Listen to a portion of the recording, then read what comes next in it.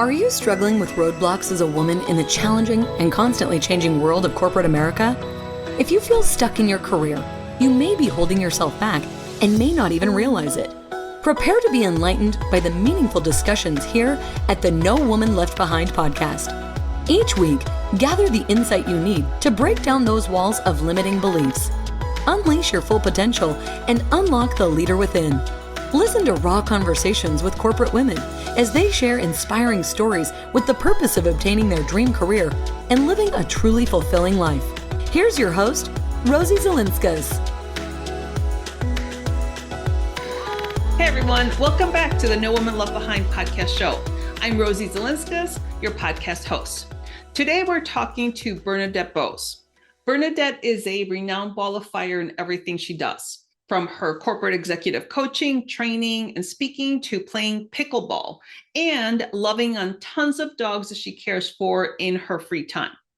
Within Ball of Fire coaching, Bernadette brings her 25-year corporate savviness with her entrepreneurial spirit into transforming the lives of corporate executives, teams, and businesses around the globe so that they can become the powerhouses they are meant to be.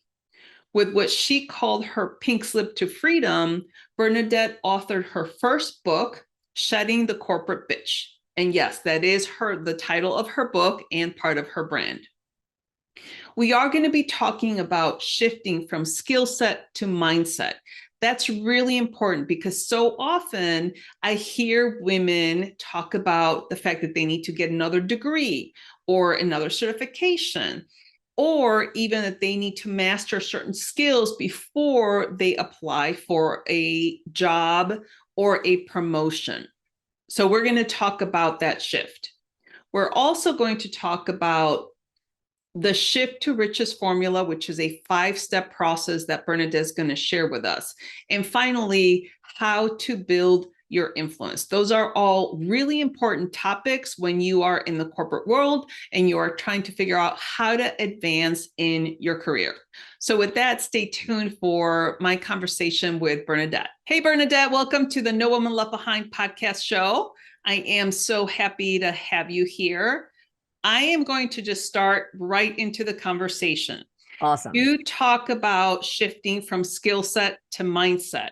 What do you mean by that, and what percentages are we talking?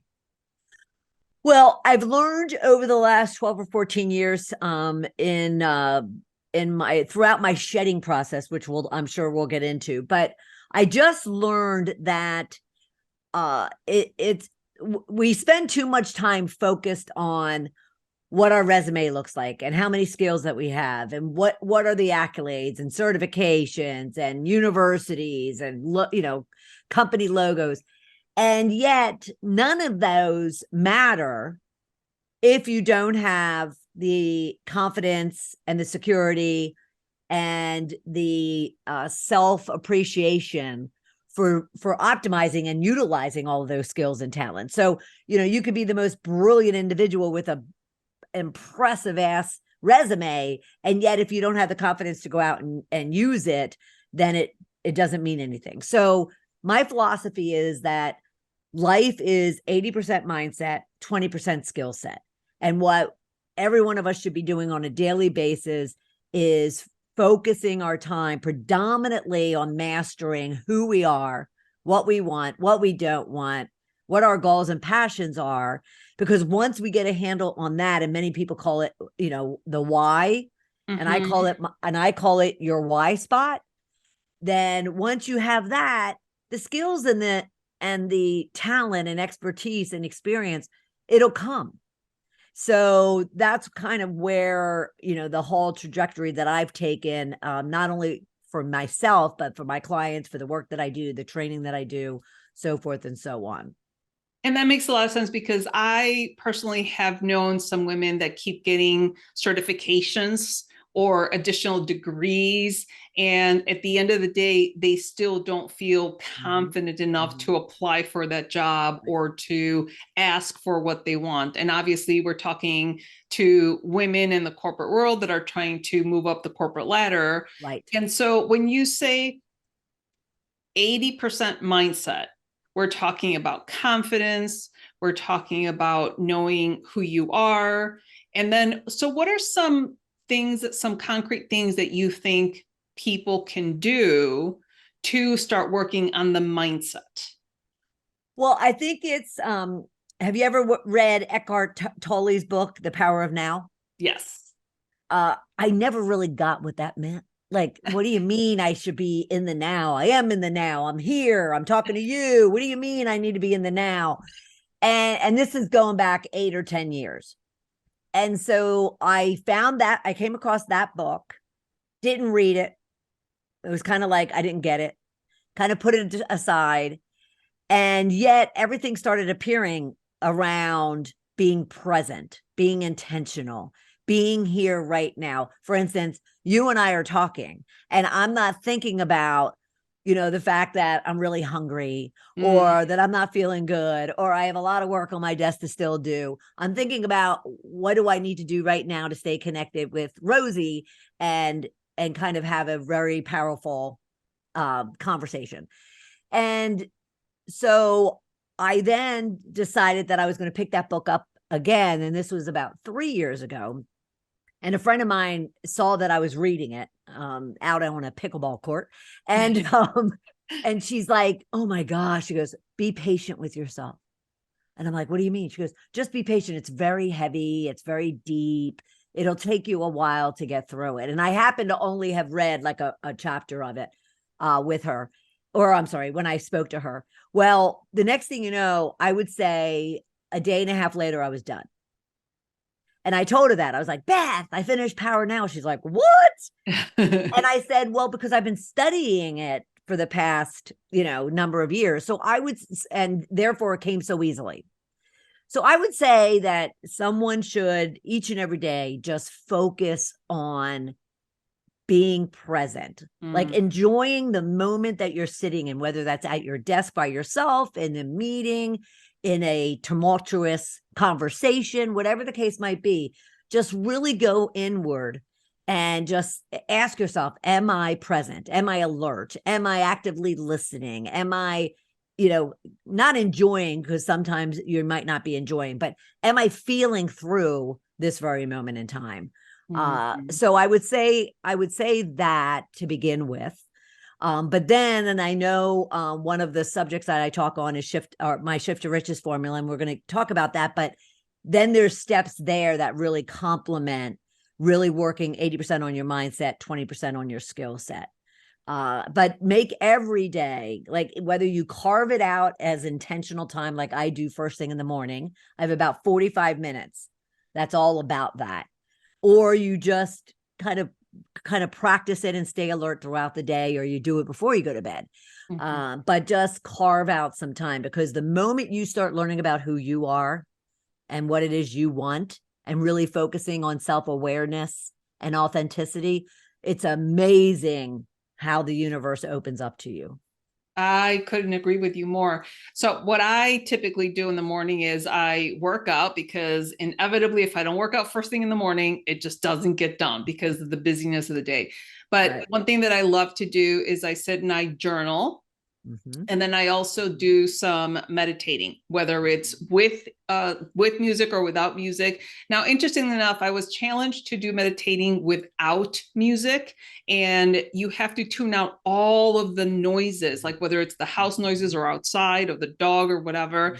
And it's actually quite challenging. But another thing that I love to do is just think about what I'm grateful for. Yeah. Because that's really when I feel present, right. And like today at lunch, it was beautiful out. So I took a walk, and a lot of times I'll do podcasts or whatever. And today I was like, oh my gosh, it's so beautiful. I just was looking around and enjoying and just being right. grateful right. in that moment. So I think that's fantastic. Yeah. Now, you say 20% skill set, but skill set's still important. Absolutely. So how do you interweave the skill set with the 80% mindset with the 20% skill set? Well, it's almost what you said earlier. And I see it all the time as well, that people just continue to try to get education, trainings. They take courses, they hire coaches, and they're just constantly on this like hamster wheel thinking that they have to improve on their skill set. When actually what they need to be doing is first take an inventory and really understand what your skill set is, what your talents, your experience, your expertise, the accolades and the awards, whatever the case might be, because so many of us kind of, it's in the past, so they keep it in the past and they don't really recall it. I remember when I left corporate and I started down this journey and I went out on my own, and I knew I was going to be going into coaching and consulting immediately. But then I started thinking to myself, oh my gosh, being an entrepreneur, you have to be an HR person, you have to be a marketing person, you have to, know all of these things before you start hiring. And I thought, okay, immediately I was going to start hiring. But why and who? And, what was I really skilled at versus somebody else? And what training should I get versus hiring someone? And I just sat down and I just took a rampant inventory of when I was from the time I was one to the present time, because we take so many things for granted. We take the fact that, I've always been a talker. I've always asked a lot of questions. I've always been curious about people.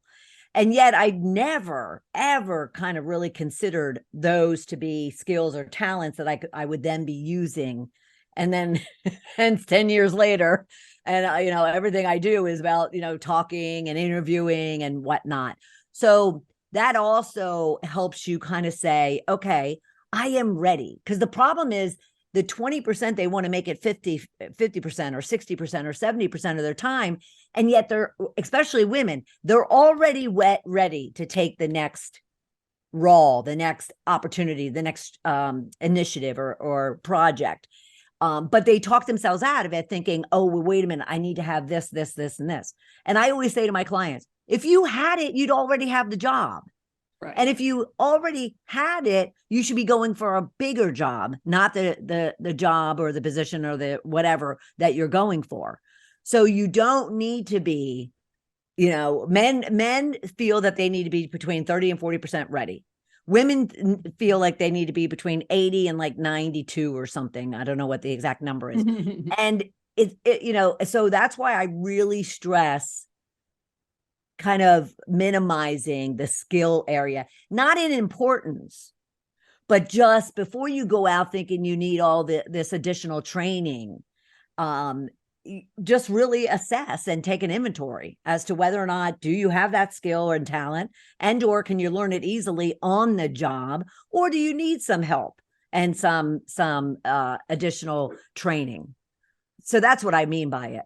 Got it. And I think that's very necessary, especially I know that a lot of people there was a great resignation, with the pandemic. And now a lot of those people are starting to go back into work or look for jobs. Now, I know you said some statistics between men and women. I've always heard the Hewlett-Packard study where their staff, they did a study of their staff, and the men would apply for jobs having 50% of the skills, and then the women would wait till they have 100% of the skills. So it's kind of similar to what you just said. Right. And I think that, to me, that changed my life. I heard that about 5 or 7 years ago, and I was shocked. So as my listeners will know, I try to talk about that as often as I can, because I think that's a remarkable difference between the way men operate and the way women operate. And it's a perfect way for women to hold themselves back.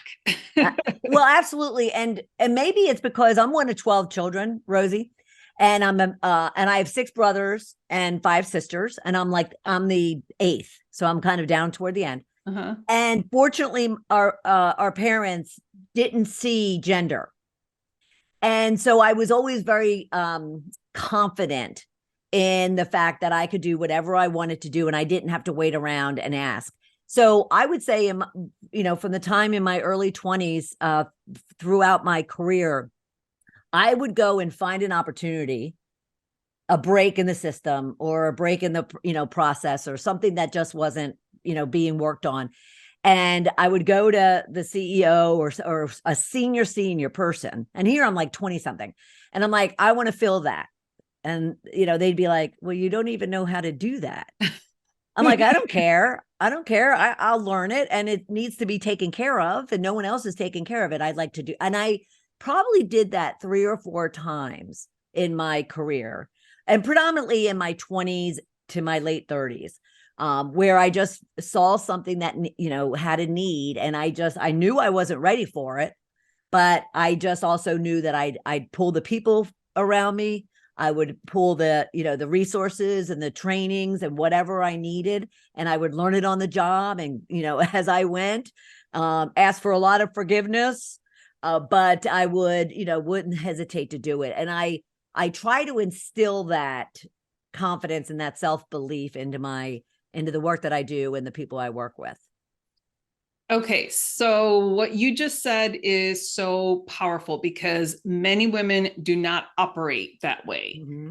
Mm-hmm. What would you say to someone, and you obviously said you're one of 12 children, you had to be vocal to be heard when you're one of 12, right? Yep. That was part of your upbringing. Right. What Right. would you say to someone that is struggling with being vocal in their corporate careers Right. now? First off, speak up. You won't get what you don't ask for. Mm-hmm. And all they could do is say no.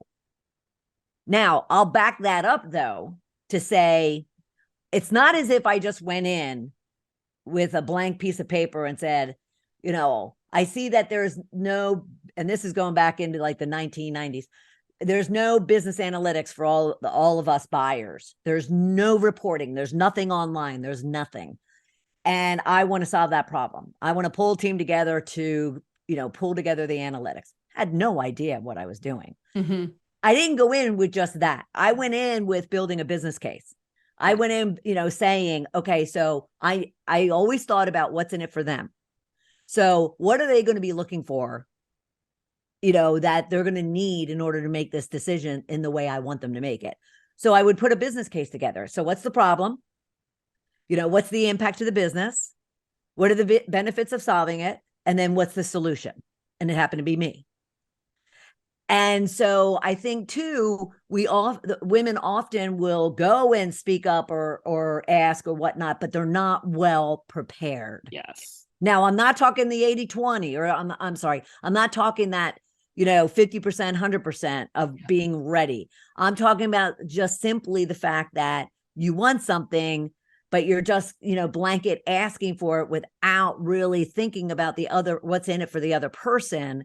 So you build a case to where they can't say no.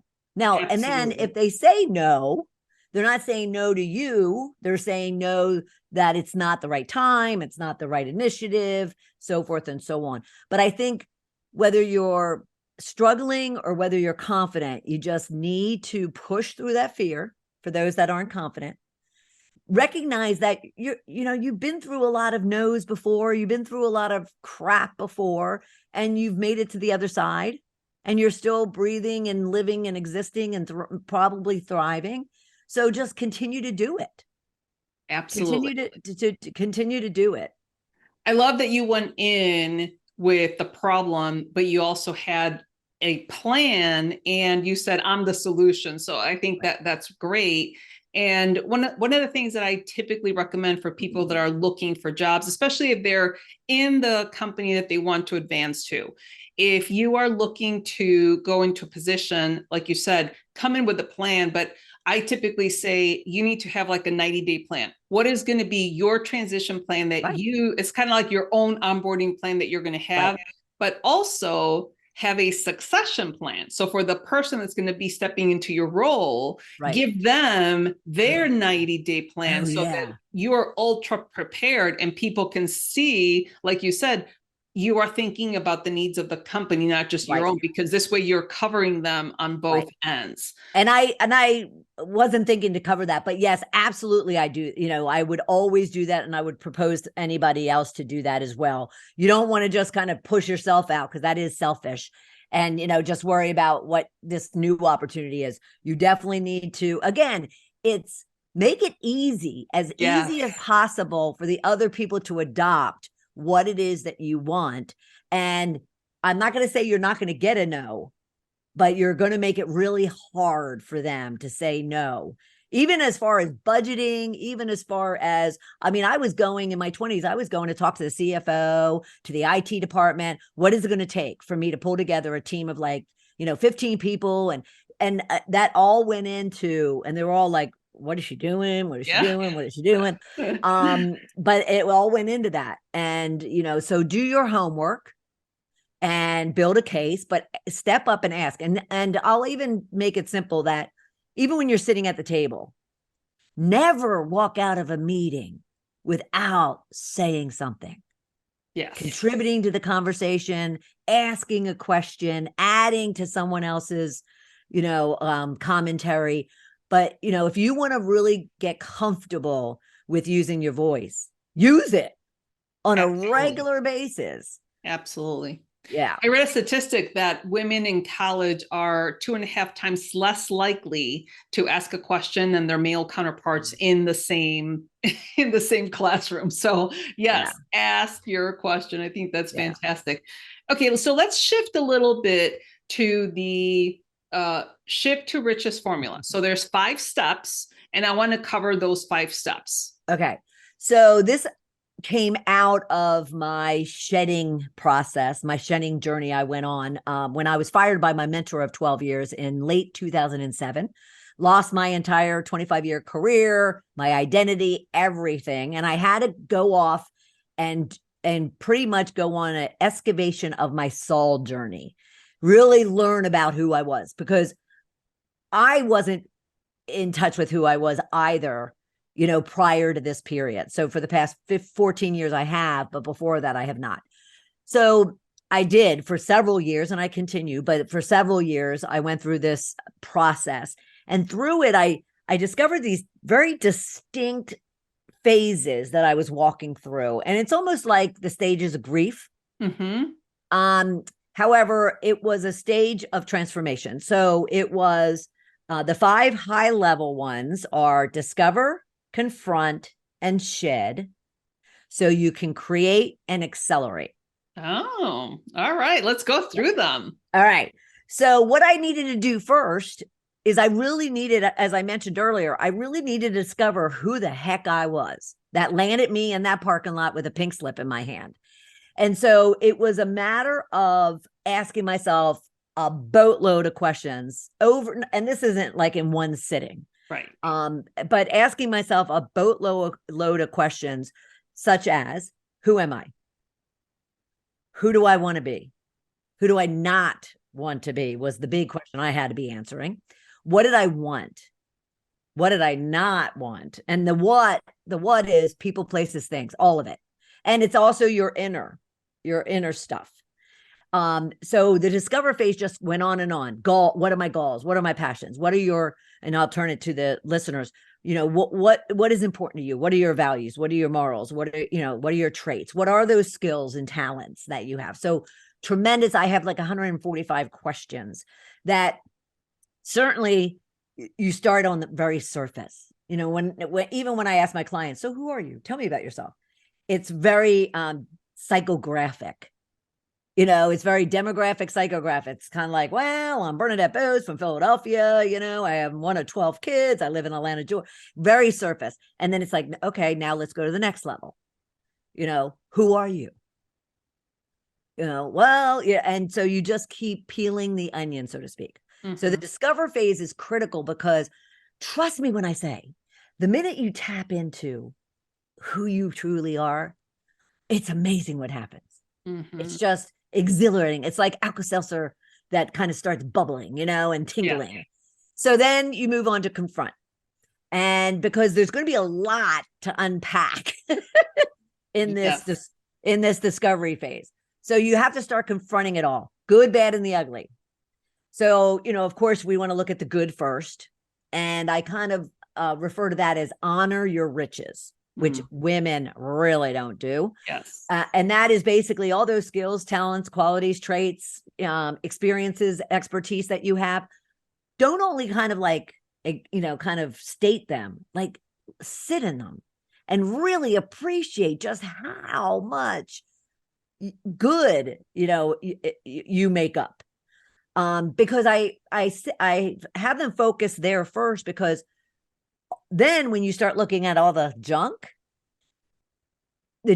becomes less dramatic. Yes. When you're focused on your riches. So I call them riches and bitches. Okay. Okay. So your riches first, and then you look at confronting all of your inner fears, insecurities, doubts, negativities, self-doubt, imposter syndrome, all of it.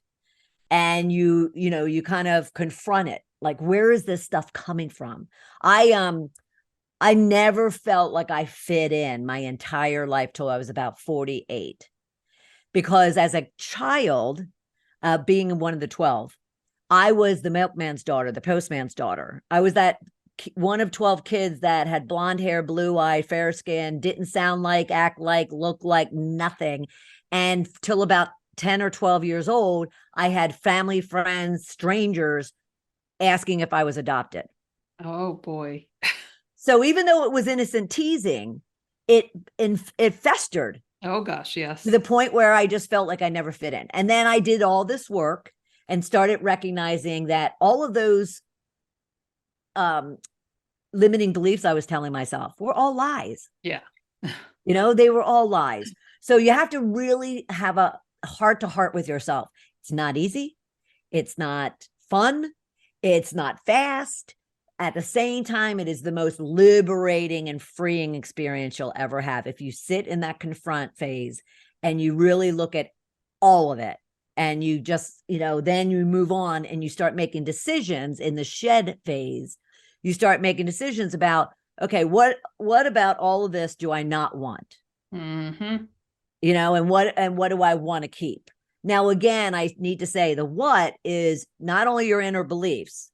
What I had to start discovering and confronting is there were people, places, and things in my life that were complementing my nastiness. Oh.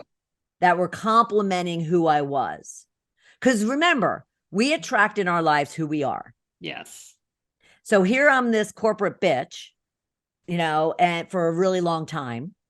And I was attracting that type of person around me and those type of experiences and encounters and relationships, and, a lot of ugliness was happening in my life for a long time because of the fact that I was ugly inside. Mm. So, so there comes a point where you have to make decisions about the people, places, and even things, everything from not only, the people being family and friends. And all of a sudden one day, I'll never forget, it was October of 2008 of the recession. And I had a party of like 60 people at my house, helping everyone kind of recognize that everybody's losing their jobs. I had just gotten fired 8 months earlier. And this was like a networking event to help everybody find jobs and connect and whatnot. And I shared with them everything I've been going through and what I was going to be doing. By Christmas, I was by myself, sitting on the couch with my dog. Really? Wow. It gave them the opportunity. It gave them the opportunity to recognize that I wasn't the person they wanted in their life. And I recognized that there was a, large group of people that I didn't want any longer in my life. That is so interesting, Bernadette. Okay, so let me go back to one thing that you said. So right now you said discover, confront, and shed. And a lot of times, now you said when you were really young, you were really proactive, you were a go-getter, and you created this team and did all these things. But you called yourself a corporate bitch. And the reason why I want to kind of go back to that is because men can be super aggressive at work and it's perfectly fine, but women can't be aggressive.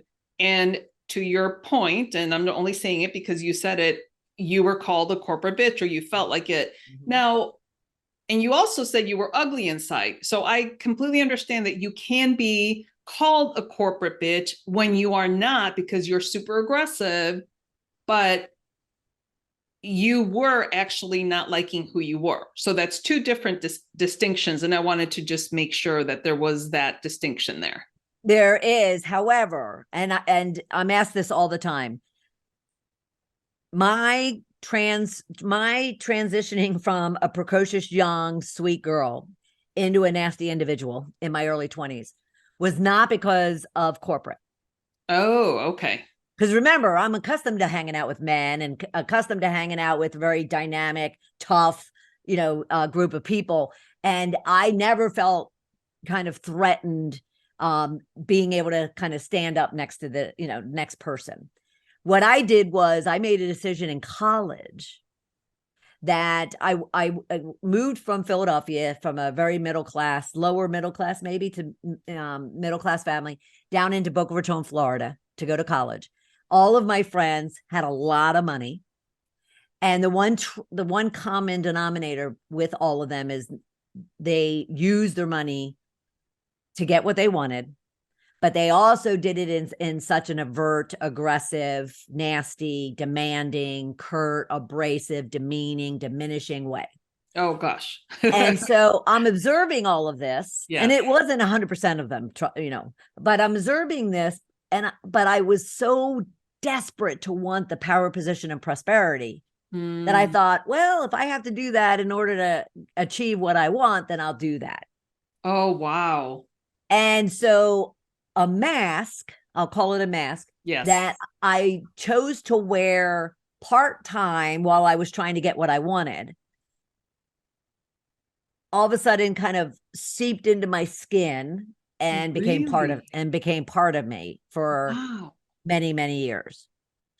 And so that's where the whole shedding the corporate bitch. Now I should fast forward and say my awakening to who I had become was because of the fact that I was fired by my mentor of 12 years, went on this excavation of my soul journey.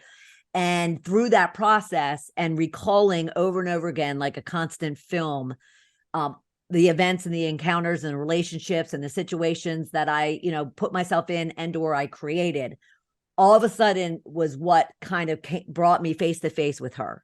And I all of a sudden realized that, oh my gosh, I was not fired because I wasn't producing. I wasn't a contributor. I wasn't hardworking. I wasn't loyal. It was because of the fact that I was a nasty corporate tyrant. And that wasn't the type of leader that that company wants and companies today even want. Right. And so that's when all of a sudden I was like, oh my God, I was such a nasty individual. How am I going to change? How am I going to shift? How am I going to shed, who I was to become who I want to be? And then I just said to myself, and how can I help others not go down that same path? And that's where the book came from. Well, I have to tell you, Bernadette, that it is so refreshing to me that you are talking about your story, because I have to tell you, I know people like yourself in the corporate world, and it's not a relationship that I would ever want to have with a person like that. So right. I make it a point to not have relationships with those kinds of people.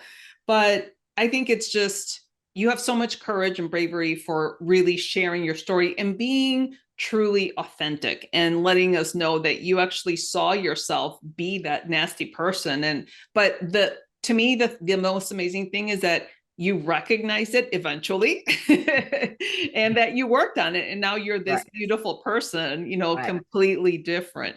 Yeah. Okay. So far we said discover, confront, and shed. What's the right. fourth step? Okay. So obviously, and this isn't a serial type of process. It's correct. Very iterative. Yes. So obviously, as you're learning about yourself and and that in itself is creating some confidence and creating new energy, and yes. you're confronting things and you're letting things go. Now you feel lighter and brighter and more, vibrant.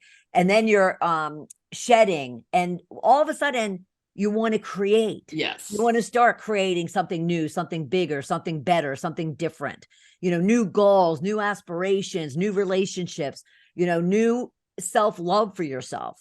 Yeah. Without getting too woo-woo. I never, saw myself as a woo-woo individual, but you all of a sudden you want to start creating new things. And then obviously, I know I've experienced it time and time again, especially over the last 10 years, as you're creating them and you're receiving, new, bigger, different, and better, you want to accelerate all of that greatness, all that wonder, all those riches, as I call them. And therefore you accelerate, you kind of, go on not speed dial. You put your You put the metal to the pedal to the metal. Yeah. I'm bad with analogies, but you do, and you just start accelerating, wanting to change, wanting to grow, wanting to create, wanting to just transform, and then, of course, wanting to serve. So that's kind of those 5 steps. Wow. So that is a huge shift there. And then obviously you have your book that is, what is your book called? Shedding the Corporate Bitch. Yes. Yes. Shifting from bitch to rich in life and business. That's incredible. I think your story is phenomenal because you go through so many different phases in that 5-step process, but in the end, you're working on your personal development, and more, not even a corporate way, but a person way, a personal way. So I think that's wonderful that you were able to shed all that stuff and then at the end create and accelerate. So that's fantastic. I love that formula. Now I do need to add, I welcome anyone to buy the book and read it. I did not, in the book, it is a more memoir than anything. So it's a memoir with some tips. It's got a corporate bitch test in it at the end to test whether or not you are or not. And yet over the last 10 or 12 years, the number one question I get after a speech or from a client is, so how did you do it? How did you change? Yes, I understand this, shift to riches formula, but where is it written down? And, how can I go through it? So forth and so on.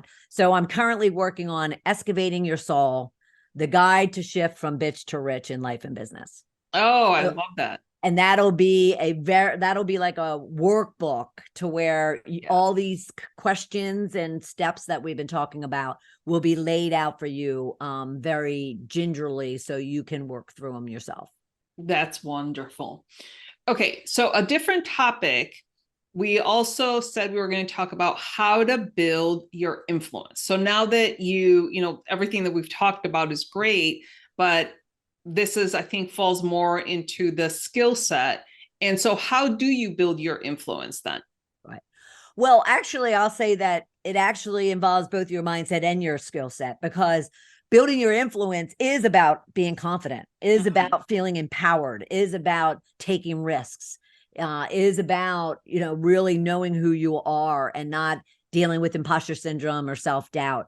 Not to say that even as you are advancing in your careers and building that influence, you still don't have insecurities and doubts. But at the same time, so I would say that first, continue to work on yourself no matter what role and title and office size you have.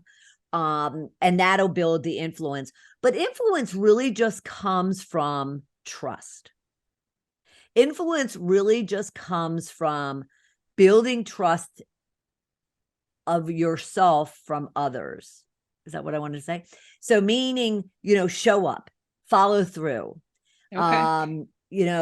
engage and develop and coach and praise and advance, build your influence by contributing and asking those questions that we were talking about, not being afraid of rejection or saying no or being silenced. And through all of those behaviors, you will be able to build influence. Now, where the skills come in is if, all of a sudden you're working on or you're displaying, your ability to communicate very effectively, negotiate, collaborate, deal with conflict, be accountable, then all of those things also will have you standing out and, being seen as influential to other people. It doesn't have anything to do with how loud you are or how much you talk.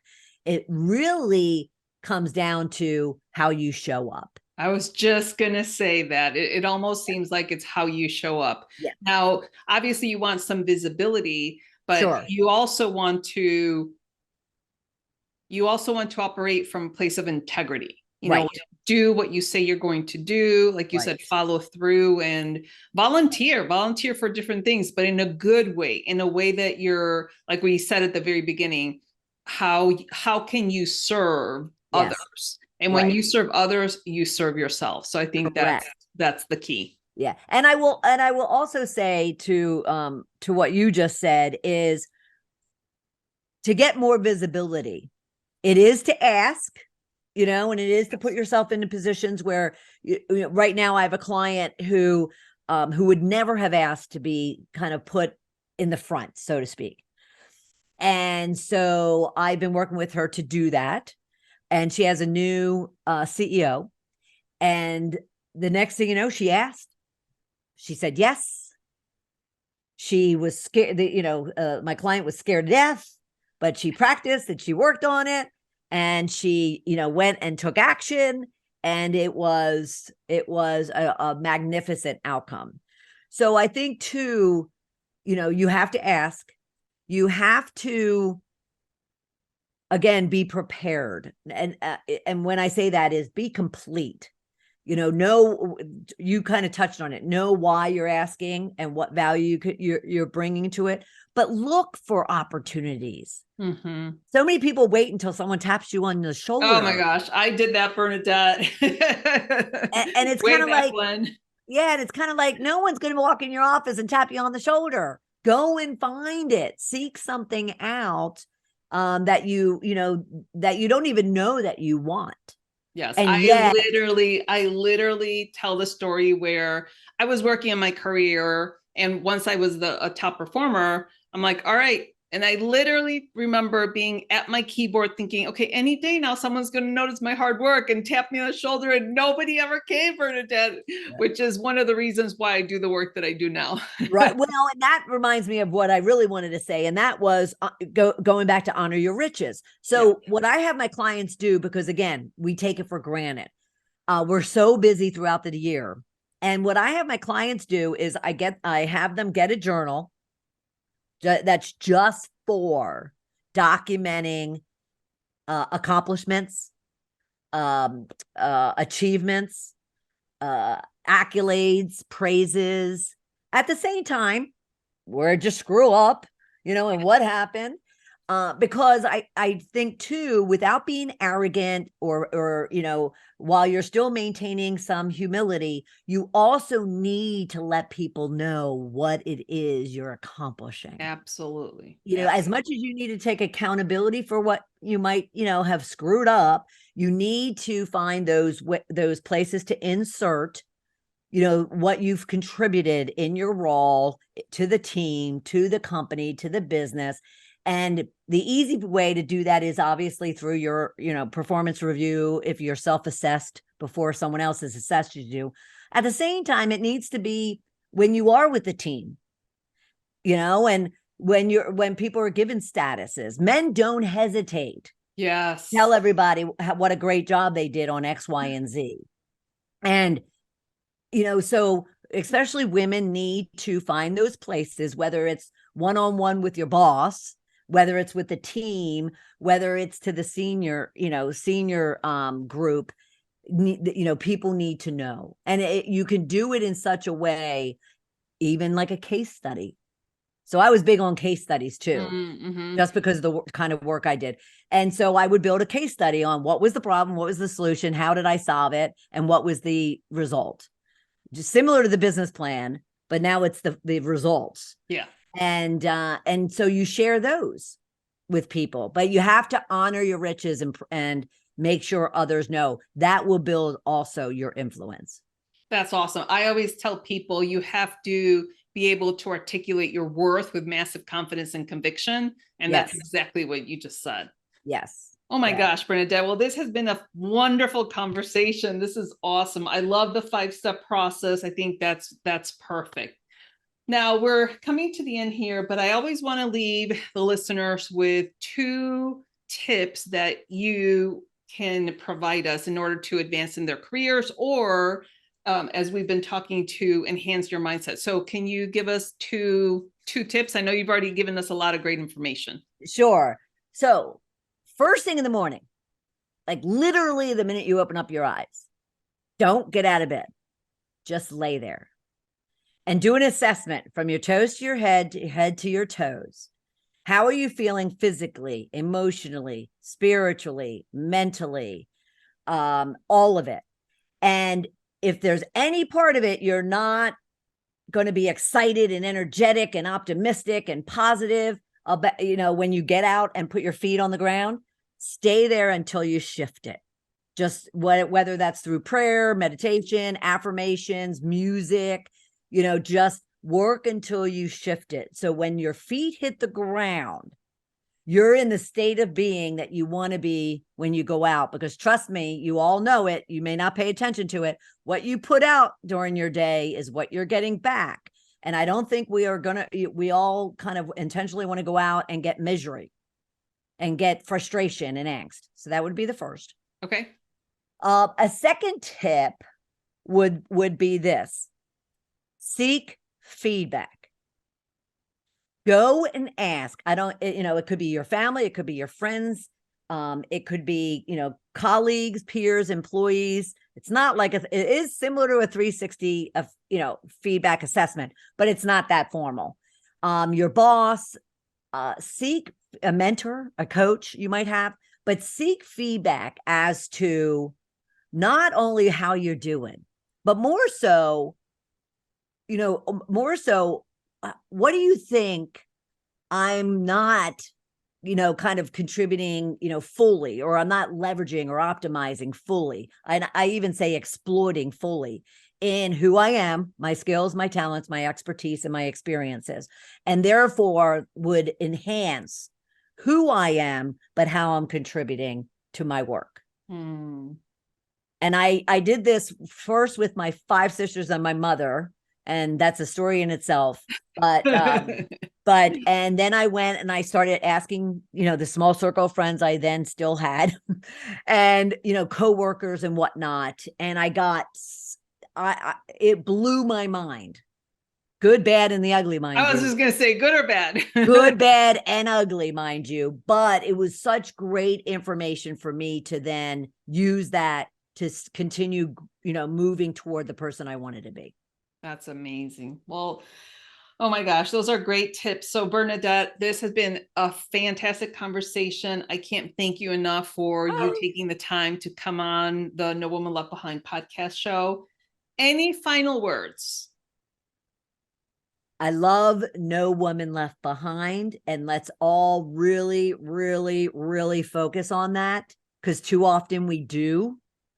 And, we are leaving women behind. And so if you want a legacy to be remembered by, especially from a professional perspective, look around you at the women that are around you, coming up or above you, and support all of them. I agree. I couldn't agree with you more, Bernadette, because that's exactly why I started my whole podcast, because I wanted to help primarily women that are coming up behind me, but obviously I always want to support women in general. So, right. So with that, you have been fantastic. Thank you so much for your time. You're welcome. I appreciate you so much, Bernadette. Certainly. I loved it. Thank you for having me. I think that was such an insightful conversation with Bernadette, because she talks about shifting from the skill set to mindset, meaning that we're so worried about the skills that we have, and do we have enough skills? Do we have all the skills on a job description? But instead, we should be focusing on our mindset, how we're thinking about ourselves, how we're being with ourselves and with other people. And when we shift that to building your confidence or just being a better person, a better collaborator, I think that's how you get ahead more than just focusing on your skill set. And of course, we also talked to her about the Shift to Riches formula, and we talked about the 5-step process. So Bernadette gave us a ton of really good information. If you want to learn more about Bernadette, all of her contact information is on the episode blog. So go to the No Woman Left Behind episode blog, or the podcast blog, and you will see all of Bernadette's contact information on there. Bernadette talked about 2 tips. Tip number 1, she said, stay in bed and do an assessment of your mind and your body, and don't get out of bed until you're ready. She went into that a little bit more. And then tip number 2, she said, seek feedback on optimizing yourself fully. So you can talk to your loved ones, to family and friends, and ask for that feedback. I think I've said this before, and we've mentioned this as a tip before as well, but you don't see yourself as others see you. So it actually uncovers your blind spots about yourself. Now, Bernadette, and she actually talked about this, as she was a person, she got fired because of the nasty person that she was able to recognize that. And from the feedback that she got, she went through this whole evolution, and she was able to shed that personality that she didn't like. And she is now a beautiful person. And you can totally tell that she now realizes and understands the importance of just being out there in the world doing good instead of just being that nasty person that she used to be. So thank goodness that she was able to go through that evolution. So with that, I want you to remember to be brave, be bold, and take action. Thank you for listening to this episode. Let these stories of self-encouragement and professional development serve as a guide in navigating through corporate America in the most practical and fulfilling way possible. Do not forget to subscribe to the show at nowomanleftbehind.com for more content like this. Leave a rating and share it with your friends, because we want to make sure that no woman is left behind. Until I see you next time, remember to be brave, be bold, and take action.